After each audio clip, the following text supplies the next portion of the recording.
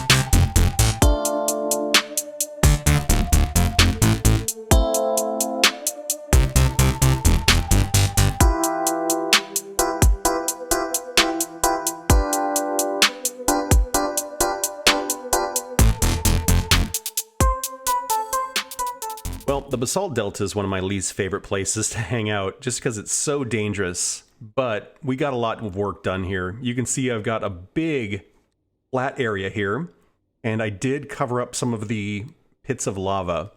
And it's not perfectly flat, but if a magma cube spawned up here, and let's say our Froglight farm was down here, they could still move toward it. Same with these spaces up here. You know, the magma cubes will be able to see our area down here and move toward it. So somewhere right down here where that little magma block is, that's where the farm is going to be. And I think what I'm going to do is use iron golems to lure the magma cubes into our farm.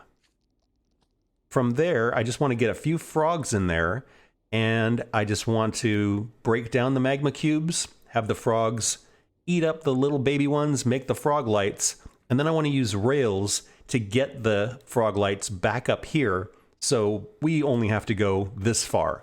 We don't want to go all the way down there to collect our frog lights. That's the plan.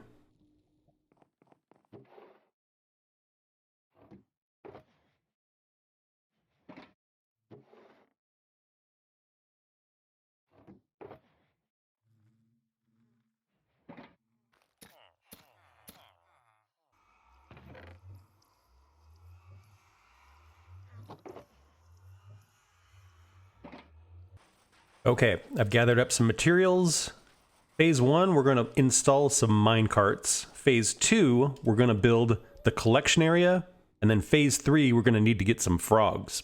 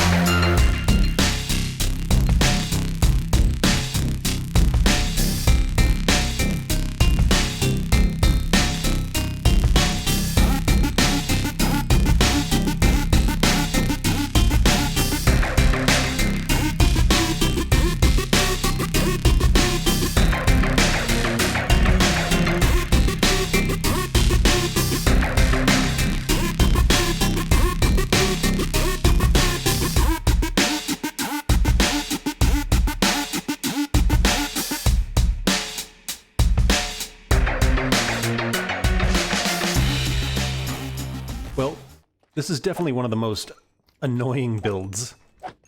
Like, these guys are so in the way. And,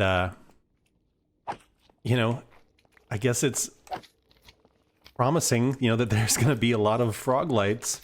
But, yeah, this is quite a grind. So what's going on here is I have 3 pits here, and the pits have rails running underneath them, and I kind of ran it back and forth through the whole thing, and then it's going to come up here and go up to our tunnel. And on top of the rails, there is honey. And the honey is going to keep the magma cubes from being able to jump out, and it's also going to keep the frogs from being able to jump out.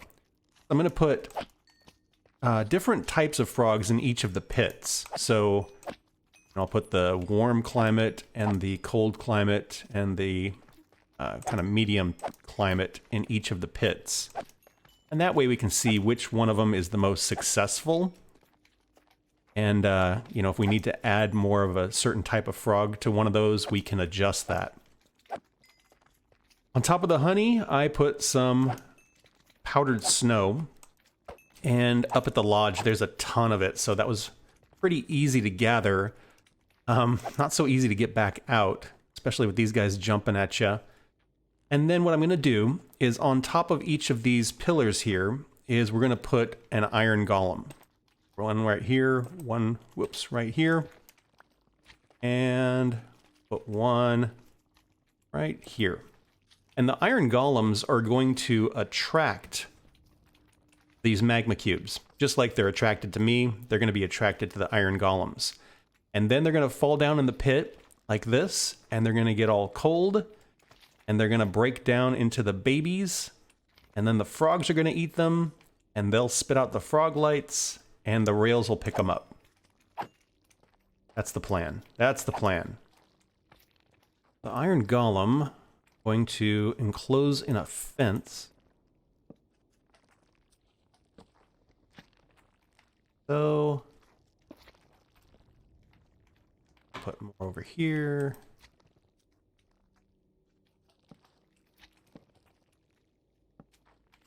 Go. We'll iron that. Break this little block here. Put our pumpkin on top. Go.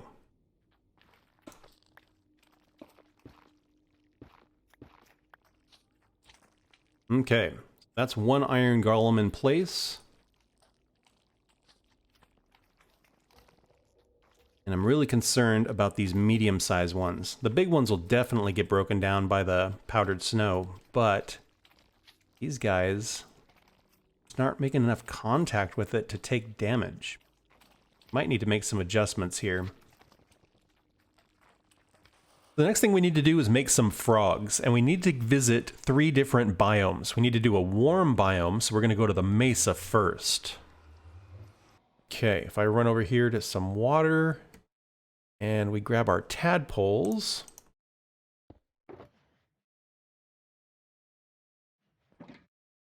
Plop these guys in here. Plop, plop.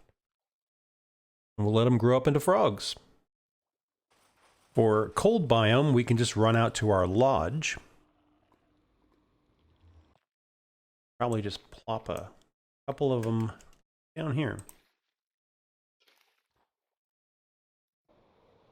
And lastly, we're going to use the pond in our potion brewing area, because that worked really well last time when we needed some frogs. So while I'm waiting for my frogs to grow up, I built a really crude stairway, so hopefully I can get them down here without them falling to their doom. And the other thing I did is I put carpet on top of the honey, and that seemed to do the trick as far as making the block just a little bit taller, and the medium slimes will just jump right up into it and freeze, so it's working really well.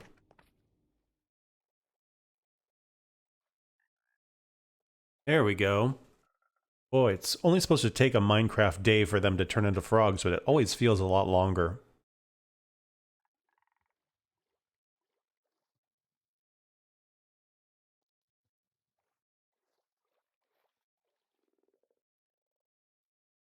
Go. Grab you. Grab you.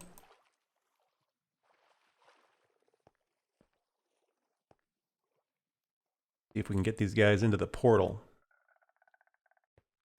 I think it's so funny when they walk fast.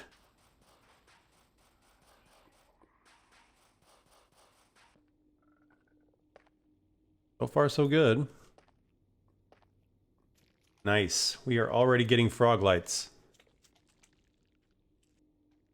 Even though there's honey down there, I feel like the frogs are jumping worrisomely high. I'll give them a little bit of time and see how we do here. All right, got us a couple of green frogs. Very cool looking. Super good. Okay, this is not super good. Somehow, even with honey in there, frogs popping out. I don't know whether to build the walls up a little bit more. That's one option. We'll have to figure that out because, yeah, the frogs are still capable of jumping on the honey. Man, they are making a ton of frog lights.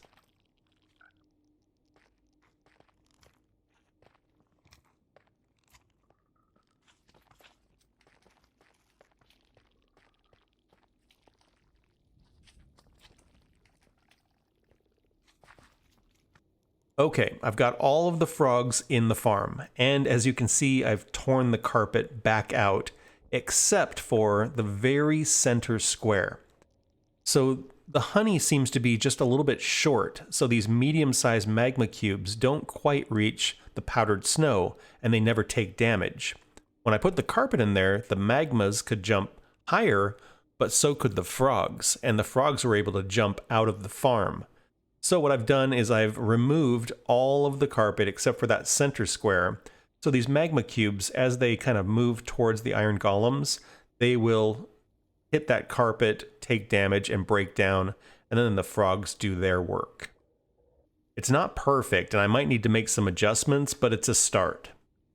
Another thing I'm seeing is that these big slimes can almost reach the golems, and occasionally will hit the golem, and the golem will take some damage. So I might need to adjust that as well. Okay, I made one more adjustment here. You can see I've removed the honey, and I went down there and I put cobble. And then I put the two frogs in a boat, and that way the frogs are stuck in there. The frogs can't go anywhere, and the floor is high enough so that the magma cubes will get broken down. So we're gonna try this design out and see how it works. All right, I'm going to break down my temporary staircase here, and then the last thing we need to do is make some sort of collection area and maybe an AFK area. We'll have to see how that goes. Okay, so up here, I want this to be a little bit more open. And we'll do some decorating and all that. Let's say, bring the chests out here. And I want there to be 9 individual chests. 1, 2, 3, 4, 5, 6, 7,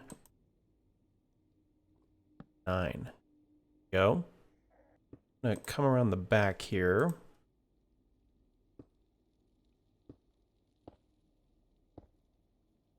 We're going to put hoppers into the back of these. This to run down, across. That way, if we empty stuff into here, it will get spread across all of the hoppers.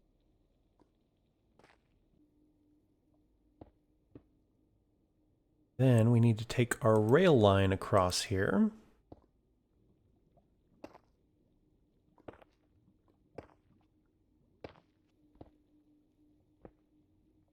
We're going to do just a real simple decoration right now because I'm not really worried about it looking good. I'm mostly just working on making it safe so we don't get blown up by ghasts.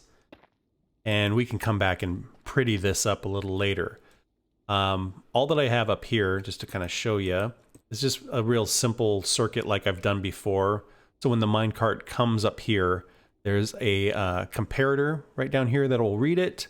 And this little circuit will stop it and unpower this rail until it empties out and then send it back on its way, just like we've done in our other storage systems.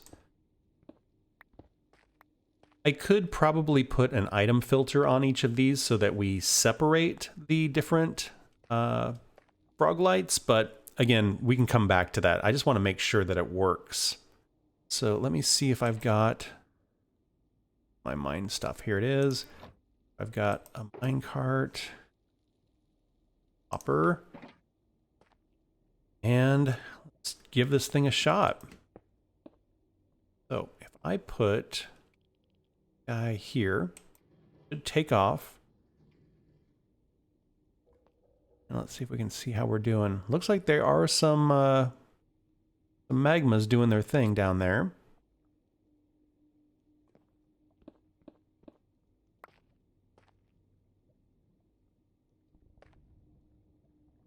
See how long it takes for the minecart to come back. There it comes. So as you can see, it's stopped. So it's definitely unloading here. And off it goes. Great. Let's see, where did that end up? Probably here. Okay, so we're getting some frog lights. That's great. Yep, there's the comparator I dropped. Some garbage. We'll probably end up getting some magma cream just because the magma cubes are going to get killed. But, I mean, that's a fine start, you know? I'm curious to see if we get more of one, you know, because of the way that the frogs are arranged down there. The magma cubes might favor one over the other, and we can kind of figure that out. I'm wondering also if this is going to be an okay place to AFK. You know, can I just hang out here? Is this close enough? Should I actually make an AFK platform somewhere, you know, up higher so that we load less of the basalt delta? I don't know. We'll see how this goes for a little bit. I'll maybe AFK for a couple of hours, and we'll see what kind of drops we get.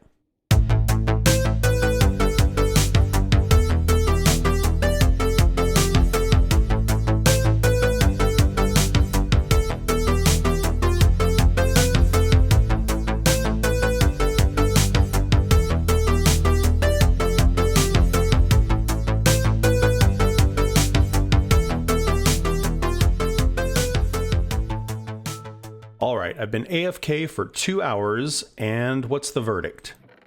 Well, it's not too bad, considering, you know, we just sort of cobbled this together. It's definitely not the fastest or most efficient farm, but, you know, as far as the verdant, we got 1, 2, 3.5 stacks.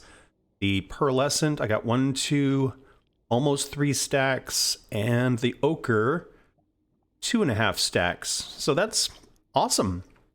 If you want to make a froglight farm of your own, I recommend checking out some videos from Waddles or Shulkercraft or Il Mango. They have a lot of different designs, and those are the videos that I watched, and I pulled some different ideas from each of them.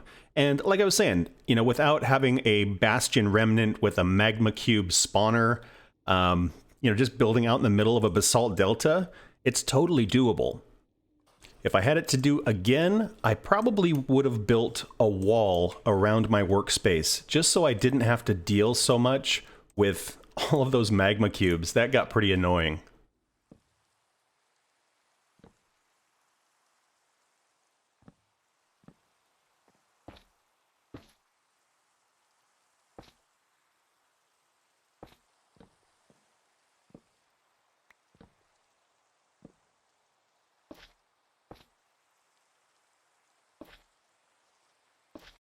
There we go. That looks much, much better. You know, I like the color accents. I wish there was like a blue one. You know, right now we have kind of like an orange, a purple, and a green, which I think are really useful, but it would be neat to have maybe a blue one as well. I came over here to put some stuff away and make a space for the frog lights, and I'm realizing we're pretty much full here. And what I might do between episodes is knock out these top blocks and add 2 more barrels everywhere. So that'll increase our storage by quite a lot. Last episode, we added pillagers and villagers to our city, and we did do our street level shops. And today, we built a froglight farm. I'm thinking next episode, we should probably work more on the zoo and add another mob. And I'm also thinking we should do a little bit more work on our city project.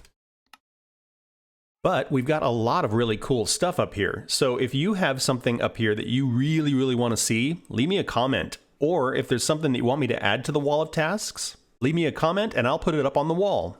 And I think that's where I'm going to wrap this one up. Thank you all so much for watching. I hope you had fun. Please like and subscribe if you want to follow along on the adventure. And I hope to see you all in the next one. Bye-bye.